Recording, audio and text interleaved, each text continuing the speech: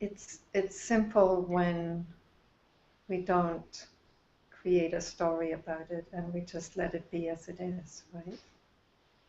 But it can be simple also, even if we create a story about it. Mm-hmm. Because that's a manifestation of life too. You see? When I say all-inclusive vacation, it means including this mind which really wants to help. Mm-hmm. The mind has a loving impulse, but it just doesn't know how to keep it simple. But That's a great way of putting it. but you know, the impulse is a love impulse. The mind is a Yes. loving impulse too. So it's more than welcome. It's just that we don't need to, you know, to put so much energy on this mind. Mm-hmm. Mm-hmm. It's welcome. Yes. Yes. All inclusive really means all inclusive. Absolutely. You know, you don't need to select, you know, what should or should not be because everything is life. Mm-hmm. So I'm lazy, you know.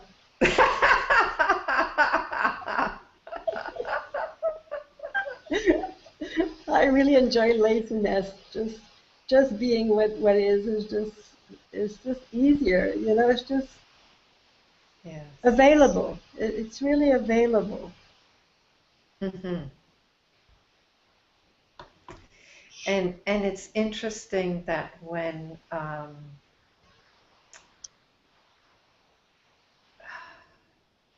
you know, at some point we realize that there really is no need to complicate things, you know, and it really is easier not to do so. And then it's like, yeah, we get more and more into the habit of that simplicity. Mm. I I would like just to add that even the complexity can be simple Mm-hmm. because we don't need to even to make the effort to get rid of complexity. You know, we can just be in this space to just to see that there's something about complexity happening, Mm-hmm. and there's no need to get rid of that either. Mm. It's just a manifestation of life and a manifestation of love of the mind, you know, Mm-hmm. which Mm. really wants the best. So Mm. simplicity is here with complexity of the mind. It can, Mm-hmm. with an open heart and compassion for this mind and this what I call the little one inside, which really would like to have it perfect in its own way, but it's beautiful, you know. It's just there. It's welcome. Tell us a bit about the little one. I know that's something that you use a lot, and I find something beautifully maternal in this talk about the little one. So share that with us, Della. Hmm.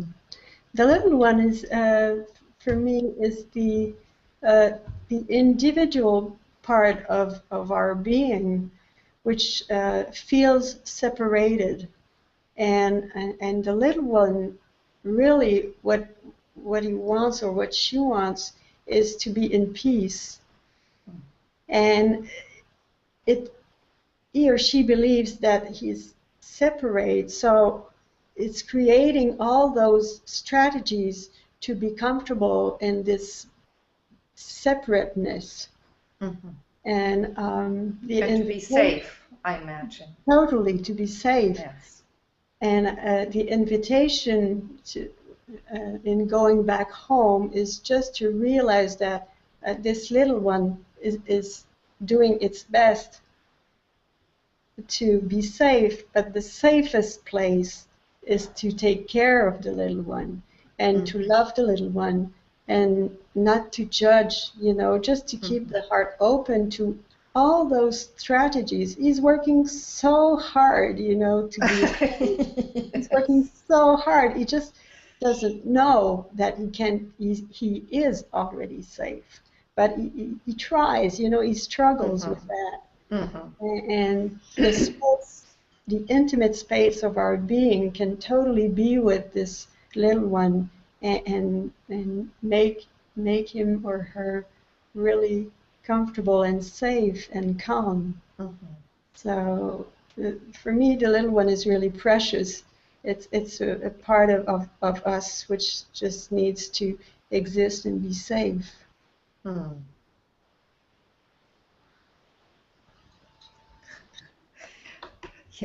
You know, Della, maybe I should just share with people. I've been translating Della's newsletters into English, so I'm very familiar with Della talking about the little one. And what happens to me when I translate those newsletters is often that I'm just so touched by the the the loving maternal quality that's in that talk in your talking about the little one. You know, it's just like ah, there's this sense like yeah, it's okay. I, we can take care of that little one, and she or he can come to rest. You know, Yeah, the little one has a place. It's not sure. like we need to get rid of him or her either, you know. It's just like, well, that's part of the human experience. Absolutely. Absolutely. It's totally welcome. It's there anyway. Yes. So, you know, you can try to get rid of it, but if the little one wants to get rid of itself because it's suffering, you know, what we are is totally open to the little one, really. Yeah.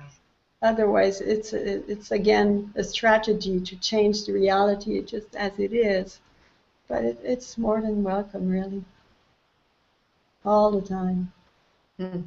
Even if it cries a lot, Hmm. you know, it's really taking care of the little one inside. And maybe also coming to see all these strategies that the little one has developed. And a lot of the survival strategies of the little one were developed when we were children. Yes, So to see all these strategies as ways that we've developed as children to take care of ourselves, and then to come to see that really uh, ultimately they're not all that helpful, and but yet to not resist them either, to just give them a space. sure. They were helpful, Yes. you know, they were helpful to today. And in the moment, well, we are all free to see those strategies and to open to others. You can keep the same, it doesn't matter. But at the minute we are ready to see, really to open our heart to seeing those strategies, then we have the choice to decide whether it helps or not anymore. Hmm. Just so it open, Yes. this Yeah. opening to seeing the little one is really beautiful. Mm-hmm. And there's a lot of love and compassion that comes really when we take the risk of seeing all those loving impulse of the little one. Really, it's soothing, you know, to Mm-hmm. see that it comes all from love. Mm. Mm.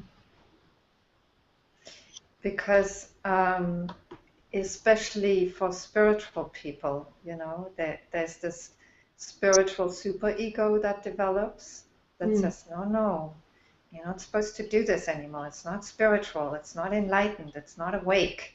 Mm. Yeah, And Only then yeah. go ahead. Well, I don't know.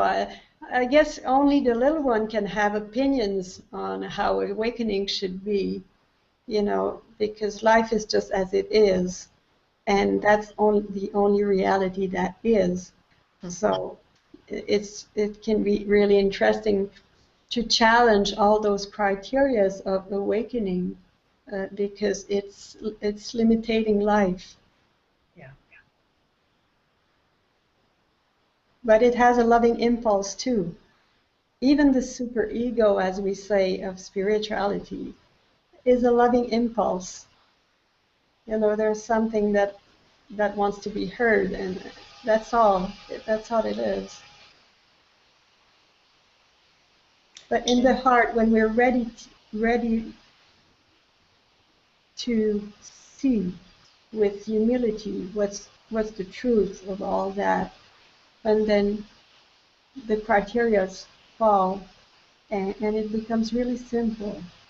hmm. We don't need to play the superego stuff.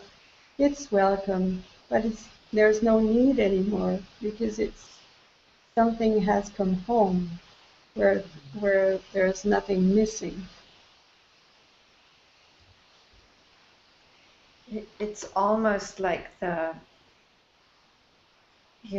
need to stay safe or to be safe, Yes, which is what motivates the spiritual superego in a way. It's like if you do this, then you're okay. You know, yes, if you become enlightened, then you're okay. Then life will be okay. yeah, Um, oh, I've lost my thread now. What motivates that can be seen too. sure, And really, what that is ultimately is a fear, right? It's a need to be safe, and really, we're already safe, yeah, in life. I mean, life isn't actually as threatening as the little one thinks it is. yeah. Well, of course, if you're attached to the idea that we're separate, well, of course, it's normal to struggle to be safe. Hmm. But then, the invitation is to see what's always here and what can take care of the little one. Hmm. And then, and it's really take the step Hmm. to risk seeing if we're safe in the discomfort zone, Hmm. because life has no limit. The Hmm. little one is comfortable in its known environment and Yes. in special space, which is nice but limited. But Hmm. stepping out of this discomfort zone, uh, voluntary or coming from life, because life really likes Hmm. to play with those limits all the time. Yes. Yes. And stepping out of this comfort zone is really beautiful if you open, your heart to see what is still there, which is always there. It's Hmm. a beautiful invitation, constant. Life is Hmm. constantly showing us, inviting us to open the box of the little one and see that there's a sun there, and it's always Hmm. there.